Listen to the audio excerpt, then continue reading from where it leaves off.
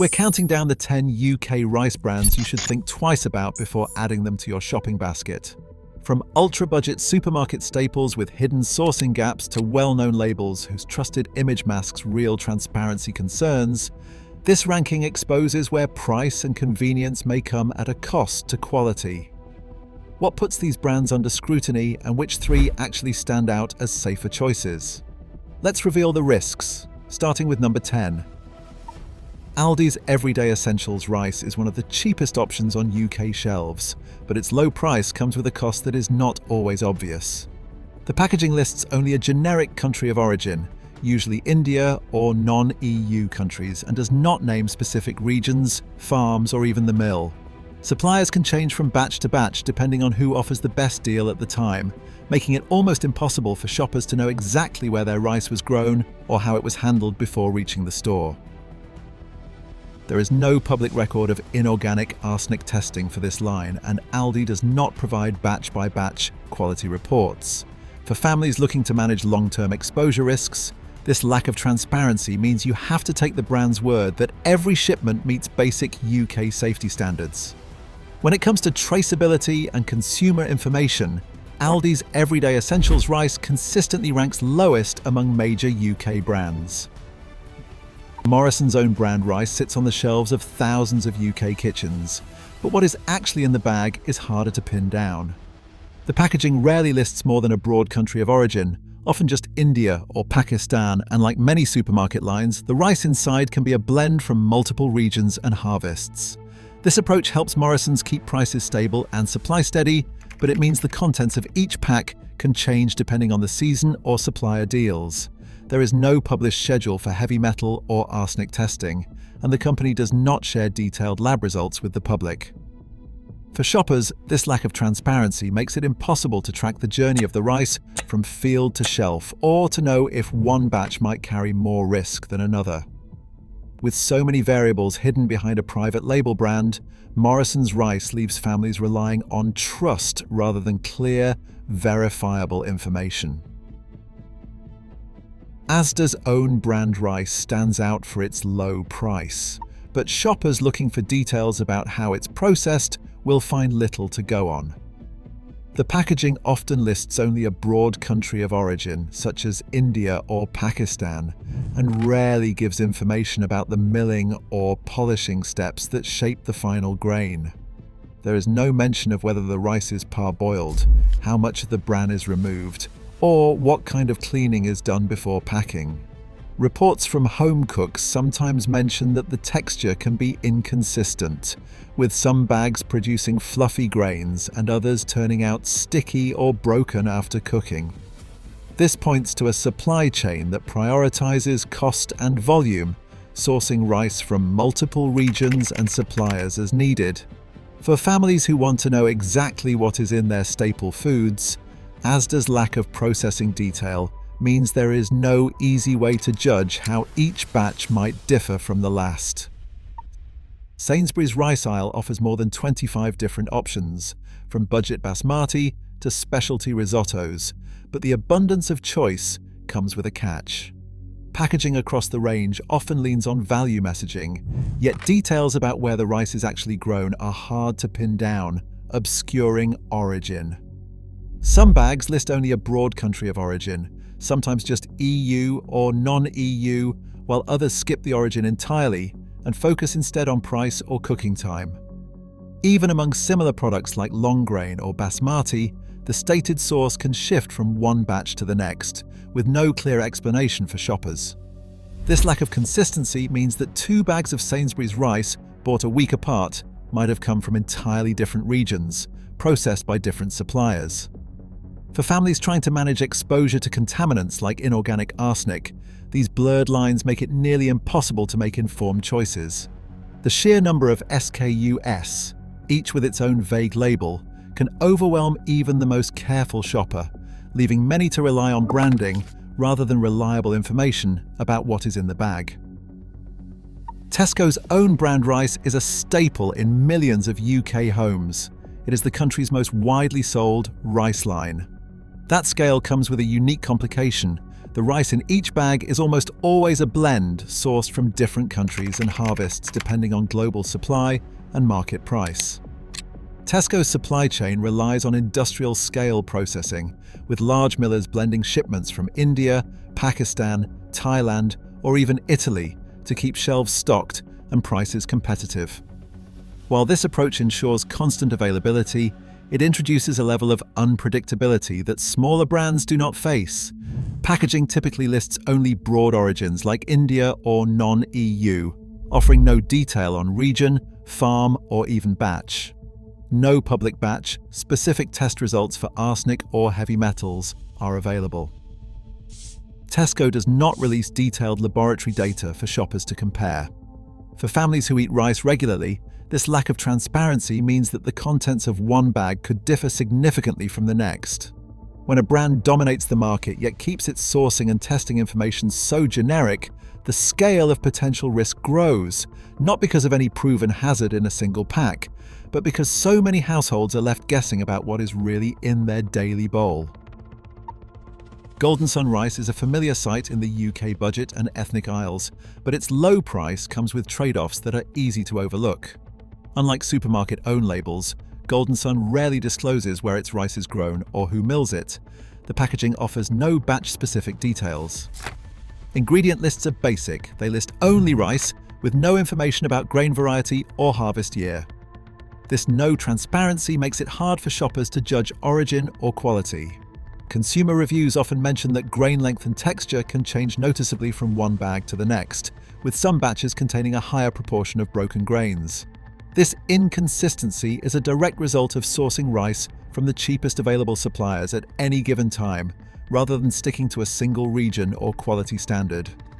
To keep costs down, Golden Sun relies on aggressive polishing that strips away much of the rice's natural bran, and with it essential minerals like magnesium and phosphorus. There are no public certificates or lab reports showing how the brand manages arsenic or other contaminants, leaving buyers to rely on basic legal compliance alone. For families looking for predictable quality or nutritional value, Golden Sun's approach means every bag is a gamble, a brand built around flexibility and price, not transparency or control. East End Foods rice holds a unique place in the UK, reaching into countless homes and independent shops, especially in communities where rice is a daily staple. Bags of East End rice line shelves in major grocers, corner shops, and ethnic food stores alike, making it one of the most accessible options for families across the country. Yet for all its reach, the information on packaging leaves important questions about transparency unanswered. The label typically lists only the country of origin, most often India or Pakistan, without narrowing down to the specific region, district, or even the mill that processed the grain. This matters because rice grown in different districts can vary in mineral content and potential contaminant exposure, depending on local water and soil conditions. East End's marketing leans heavily on shelf life and value, with little reference to quality assurance procedures or independent batch testing. For shoppers who want to track their food from field to table, the lack of sub-regional detail means that even though East End rice is everywhere, its journey remains largely invisible. With such a wide footprint and so little detail about where each batch comes from, the brand's broad appeal is matched by equally broad exposure to the unknowns of the global rice trade. Laila rice is a household name in the UK, especially for families who love fragrant basmati. On the surface, the brand promises premium quality and authentic taste, but the details behind the label tell a more complicated story. Laila sources its basmati from both India and Pakistan, blending grains across regions and harvests to keep supply steady and prices competitive. The packaging highlights the aroma and texture, yet offers little about where each batch truly comes from or how it is processed before landing on supermarket shelves. Like most white basmati rice sold in Britain, Laila's grains go through intensive polishing to achieve the bright, uniform appearance shoppers expect. This process strips away the bran layer, reducing minerals like magnesium and phosphorus by as much as 80% compared to brown rice. While polishing helps lower arsenic by removing the outer layers where contaminants can concentrate, it also means that much of the rice's natural nutrition is lost along the way. There is no public record of how aggressively Laila polishes its rice compared to rivals, and the company does not publish independent lab results for inorganic arsenic or heavy metals. For families who eat rice several times a week, this lack of transparency makes it difficult to know what trade-offs come with each serving.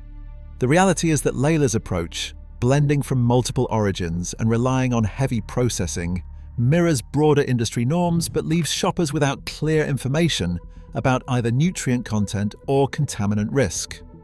The brand's premium image rests on taste and tradition, yet the real story is one of hidden complexity, where the cost of that perfect white grain is paid in lost minerals and invisible sourcing gaps.